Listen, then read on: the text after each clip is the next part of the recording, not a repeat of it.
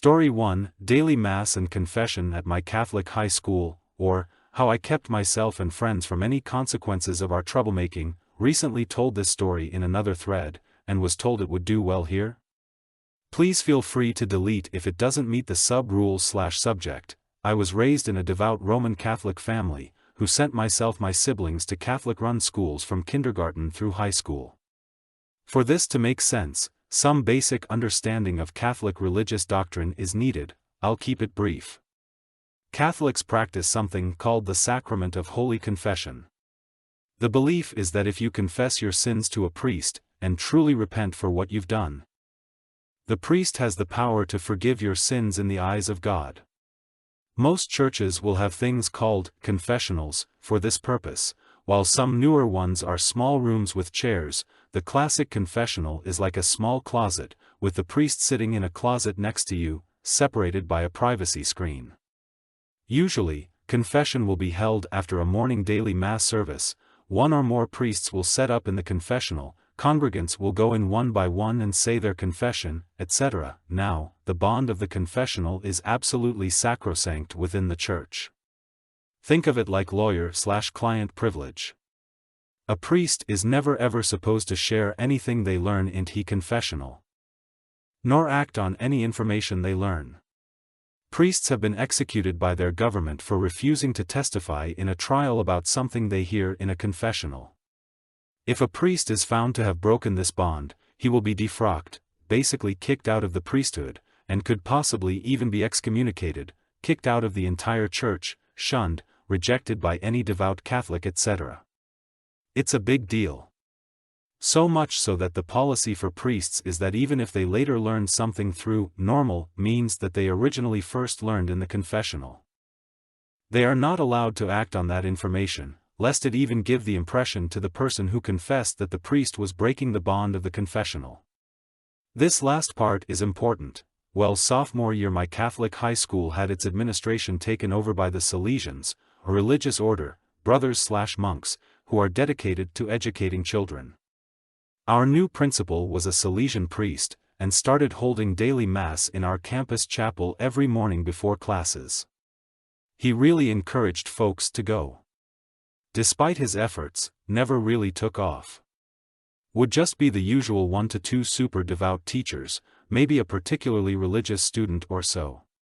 Then one Monday morning, right after homeroom, we hear the not uncommon announcement over the PA, will the following students report to the principal's office immediately.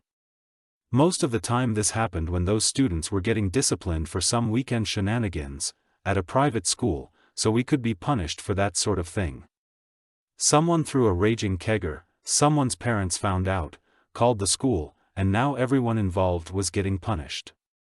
This is when I had my epiphany. Next Monday morning I was at morning Mass, bright and early, right at the front of the line to go into the confessional afterwards.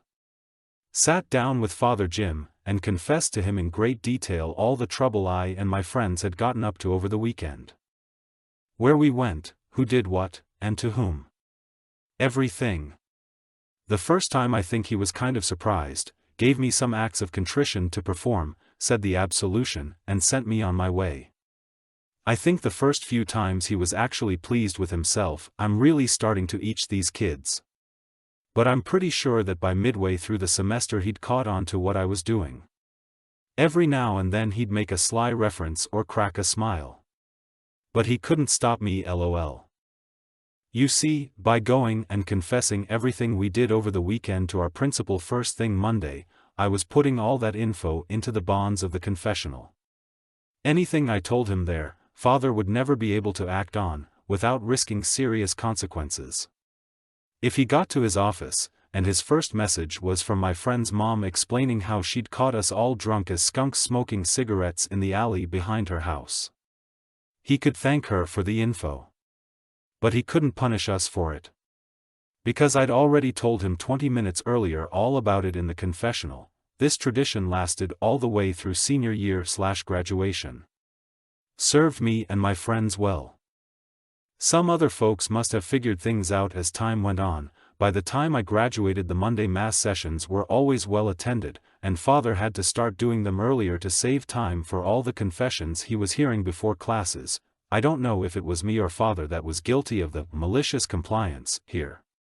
Did we play him, by going to confession like he insisted, but for our own selfish reasons? Or did he play us, doing some 4D chess shit? I mean, after all, in just 2 years, he somehow managed to get dozens and dozens of high school students to start regularly attending Mass before class, and going to confession weekly. Win-win. LOL, story 2, I'll call your bluff and take the marks. When I was in high school, I wasn't very good at writing essays in English. I knew all the concepts, but flushing out a few pages of BS wasn't something I could do in 45 minutes of class time. For a few weeks we had a student teacher completing her prac block. Knowing that kids circle substitute and student teachers like sharks, she didn't take any shit but overcompensated, and more than a few of the kids in my class checked out or outright antagonized her. This just made her more hostile to the smartass teenagers we were. For me, check out was when I tried to answer a question about the use of a very specific term in a poem about WW1 soldiers. The author used wheeled chair instead of wheelchair. I put my hand up and gave some interpretation that made sense, and I was always told there's no wrong answers in these sorts of discussions. As a reward for participating, I was treated to a fairly harsh no. You're wrong. Noted. So, we have to complete an essay on what we've learnt the last few weeks, and the question is along the lines of how did the author make you feel when reading text? Me, having mentally checked out of English class, not being good at that sort of thing and being the shitty kid I was, wrote out a couple paragraphs summarizing the message of the text and saying that I didn't feel anything when reading it. The next Monday we get our essays back and I've got a May 25th. More than I thought, so those 2 paragraphs must have been pretty good. The prac teacher takes me outside and goes on about how she's disappointed and I could have done better, and how everyone else wrote 2 or 3 pages but I didn't get half a page done. It all seemed pretty disingenuous to me because she hadn't shied away from telling me or anyone else when we were wrong. She asked why I wrote that and I replied that I genuinely didn't have an emotional reaction to it. Why lie? She then says I have the choice to either take the fail or rewrite the essay next class. Okay, I'll take the grade. No point wasting time. Her face dropped a bit and she took a while to reply. Really? Are you sure? Yep. I'm no good at this sort of thing, remember. I didn't get it right in class, so why would that change overnight? Defeated, she sent me back to class and went next door for a few minutes. A little while later I was called out again to speak with my actual teacher. She asked me why I didn't think I could do better and what didn't I understand about the question. After talking for a while she said that I will have to retake the essay with a new text and question. One that was worded so I couldn't just say I didn't. In the end I wrote around 2 pages and passed, just. The prac teacher was there for another 2 weeks or so and I noticed a few things. First, she didn't react with outright contempt when someone gave an answer that wasn't what she wanted. Second, she didn't try to play a game of wits against any more self-sabotaging teenagers. Bonus story about my actual teacher. She was younger and really nice, but now that I'm older I think she was one of those sensitive but naive sorts of people. We had to come up with a TV pilot episode and read it out to the class. One kid read out the first episode of Burn Notice word for word. Top marks and a heap of praise. Story 3, I do love following them company policies. I have learned so much from this sub and now I'm putting it all to use. I hope this is the right sub for this. So it's my birthday month, and while some stores offer their Fidelity members / people with club cards certain items, like the garden store let me pick out a little potted plant, perfume store gave me a free little travel size perfume, etc. Some stores only do a discount code, and only if you make a purchase, which is wild to me. I'm in France and normally it's just a small free item and no obligation, no strings at all, just come in the store and pick it out. For example, I ordered some wooden advent calendars for my kiddo to make while on the upcoming school break. And after I placed the order suddenly, I get a birthday €5 off my next purchase when I spend €20 email. No problem, I had set my delivery for pickup in store, so I just returned and rebought the items with the €5 gift. Perfect. Thanks, Reddit, for the idea by the way, but the malicious part comes from the tax store. I got a gift card there and actually have had my eye on some things for my horse, so I went in and saw that I have a 20% coupon on all items. But only starting next week, it's store-wide. So, I see the items I had wanted in the color I want, and there is only one of each item left. I ask if they will restock or can order me some if they happen to sell out before the sale. This is common, they can order anything from their catalog, so it's not rude to ask. Cashier says no. Okay. I ask if they can put items aside or if I can call in advance to see if it's stocked. No. This is so weird to me. I'm thinking I have slighted this person because normally the sales representatives have no problems holding items for 24 hours. But she states company policy, and says she won't do it. Okay, that I can respect. So, I ask about their returns and how long I have to return an item and what conditions. 30 days? Super. I bought the items, and next week when my voucher becomes valid, I'll be able to return then rebuy them. She actually smiled when she understood. We are both respecting company policy and it's my perfect way to ensure the items are stocked, plus now she can legitimately order more for her location. Compliance. Story 4, let your best employee go? I'll take it all down with me. This happened a couple of years ago, but I was thinking about it recently. I worked for a company doing their media design, graphic design, photography, live event AV, video editing, etc. This company held big events, and over my years at the company I was given more and more unrelated responsibilities until I was doing the jobs of at least 4 people. They also never helped pay for any materials, so all of the necessary media equipment was paid for out of pocket. All of them had my name on them to make sure that it wouldn't get lost if I lent it out. Over the years I had accumulated a pretty impressive supply through second-hand purchases and watching for deals.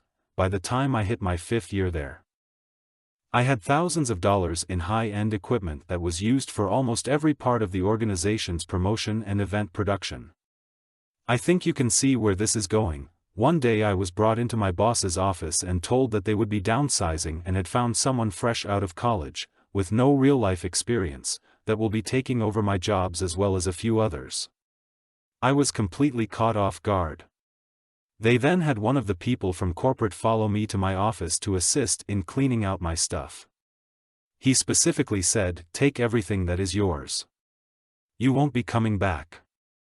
So that's what I did. They clearly expected the usual paper box full of some photos and a plant. But instead I had them hauling crate after crate of our media and event supplies to my car. I had a 2004 Ford Explorer at the time, and by the time I left it was filled to the brim. With every box that we took out to my car, my boss began to get more and more panicked.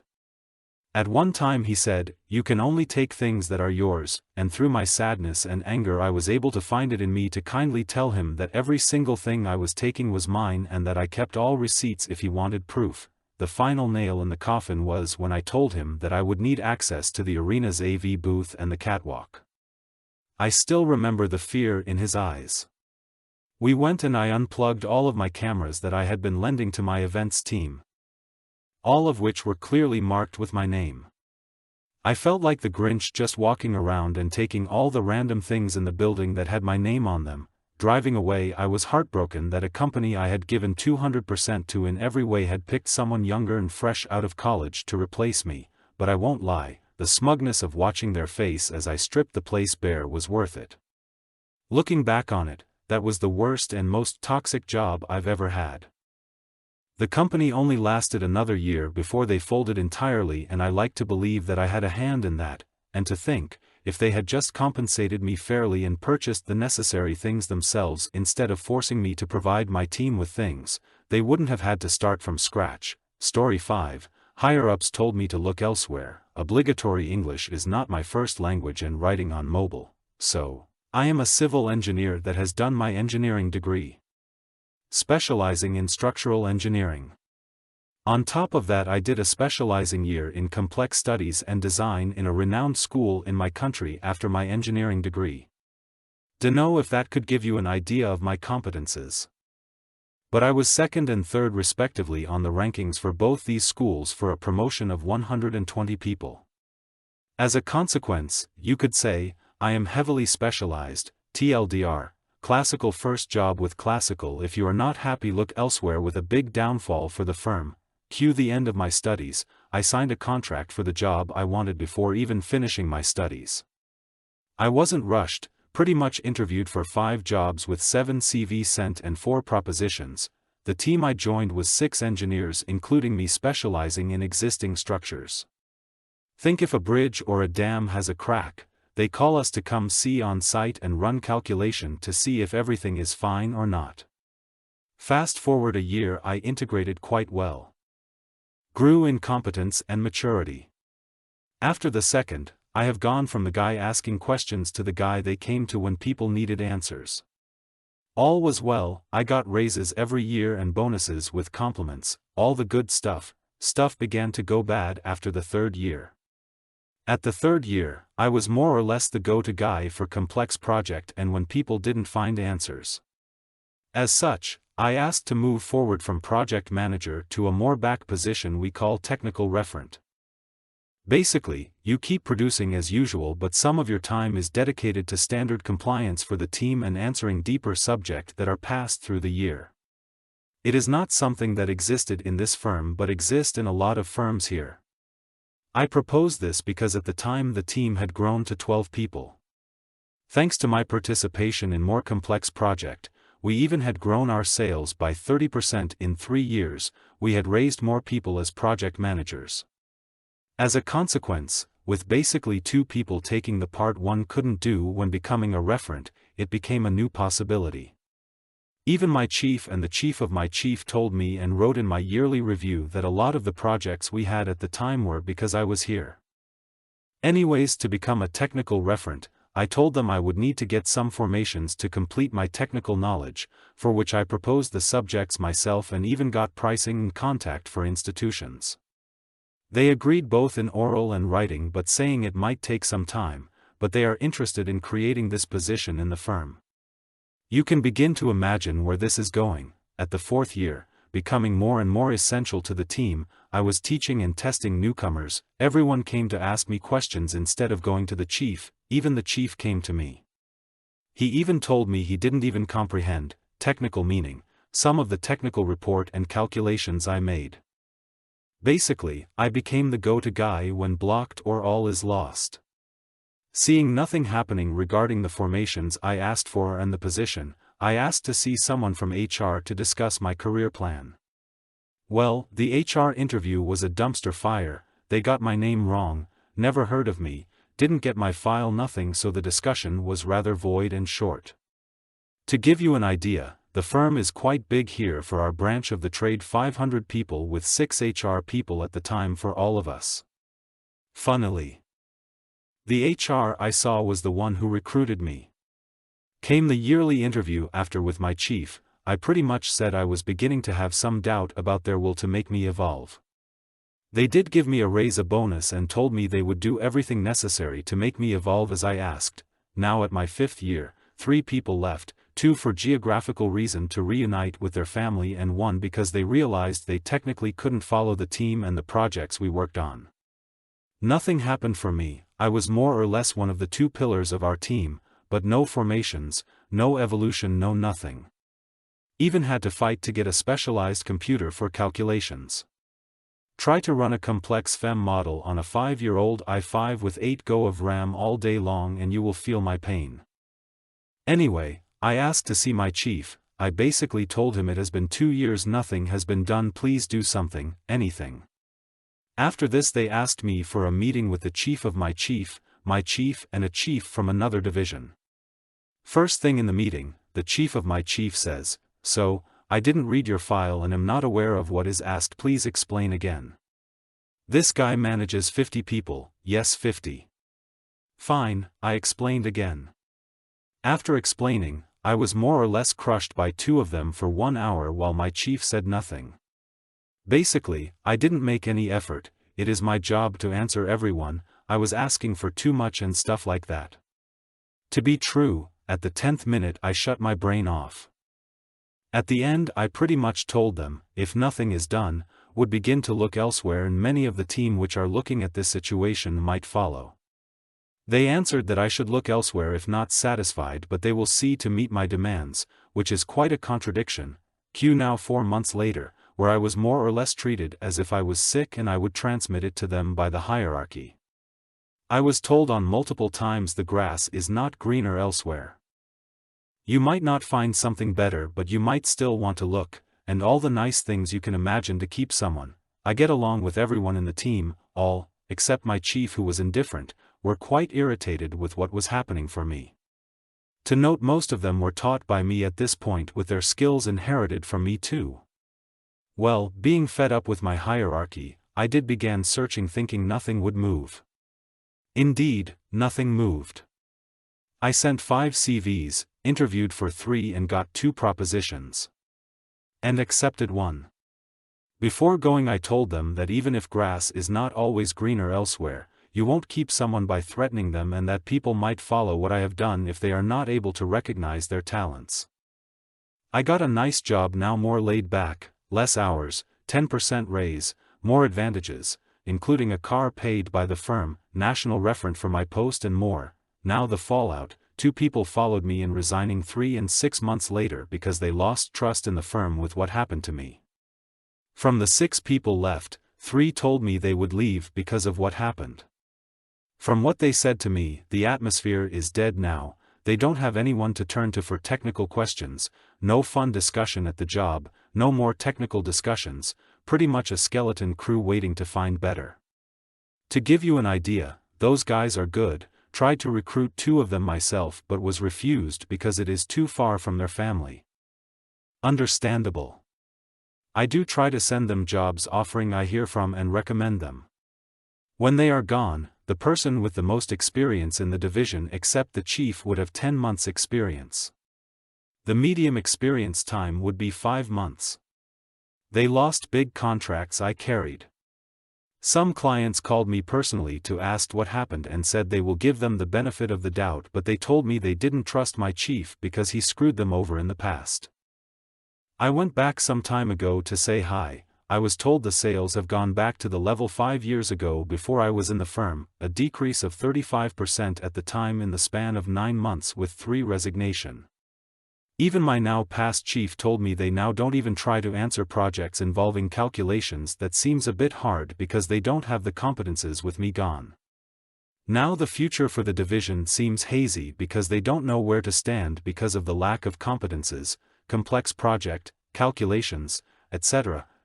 This happened quite some time ago now, but happy to get this off my chest. For newly hires and first job people, please begin to recognize your worth as soon as you can. It will help you so much to evolve and know when you are being screwed. Thanks for reading, cheers. Story 6, no macros? No problem, I am an engineer and was contracting for a company some years ago. Part of the work I was doing involved performing the same calculation for 24,000 different cases. This was all done in Excel, and having a formula in 24,000 lines caused the spreadsheet to slow right down and recalculate slowly. I wrote a piece of Visual Basic that would take each one of the cases and calculate it and then paste the answer in the column but just as values. It took a while to run, but then it was done and didn't slow the spreadsheet down. At the client's request we were supposed to deliver all spreadsheets as macro-free workbooks. I suggested that we keep a working copy in case we ever had to repeat any of it. I was told, no, save it as macro-free. So, I did. Fast forward about 6 months and I was no longer contracting for them. I get a text message, hi. Remember that piece of work you did with the macro? Oh yes. We can't find the macro. Yes, because I deleted it. Remember at your request, I suggested that I could come in and rewrite it for them. They said that sounded good. I said, but I will be paid, right? To which they said, no, they just want the macro. To which I said, nothing, smiley face. Story 7, tell me to call the emergency doctor for a phone order instead of recharting? Okay, I'm a clinical nurse in physical rehabilitation in Australia. I will never forget a lot of our residents, junior doctors, for being brilliant, but one resident I will never forget because he was awful. One fateful Thursday, I overheard him complaining to the consultant and registrar, "It's boring here. There's nothing to do. I know it's not the most high-energy place to be, and it's definitely not for everyone, but I thought that was a little rude and snide, to say the least." This same doctor, only a day or two later, was asked to record a PRN, as needed, pain order for a patient who was having a lot of pain for acute gout. We had already had to contact the emergency department medical registrar, we call them the ED Med Reg for short, overnight the night before for a phone order for her pain relief as there were no spaces left on her last PRN order and, at the time, we did not have a doctor on call overnight at the campus I work at. Instead of recharting the order, the resident, who, remember, was apparently so bored and had so little to do that he complained both the registrar and the consultant about it. Instead chose to write a sticky note telling the nurses to just call the ED Med Reg for a phone order if she has pain overnight and stuck it on top of the patient's previous PRN pain relief order. It would have taken him less time to rewrite the order. Not to mention as if the ED Med Reg doesn't have enough work to do in the literal emergency department. Seeing that note as the night duty nurse on charge and remembering that snide little remark of his made my blood boil. But it was, of course, night time and long past the resident's knock-off time. So, when the poor patient inevitably had pain overnight, I had no choice but to call. The ED Med Reg just so happened to be the same doctor as the night before and, rightfully, was a little confused, and slightly annoyed. We were calling for the same phone order 2 nights in a row when surely the treating team should have written a new order during the day. He asked whether we had asked them to do so, and I told him about the sticky note and even read it to him. I remember a beat of silence on the other end of the phone before he said, "Right," before giving me the phone order. I thanked him, apologized for having to disturb him, and went to help my patient. When I came on the next night, lo and behold, the resident had written up a new PRN order. In fact, we never saw a sticky note like that again, and PRN orders were rewritten in a timely manner. I don't know if that doctor ever got spoken to about his smug little sticky note, but I like to think he got a good talking to. Just because my patients aren't in ICU or ED doesn't make them and their health unimportant. They're still in hospital and deserve proper inpatient healthcare.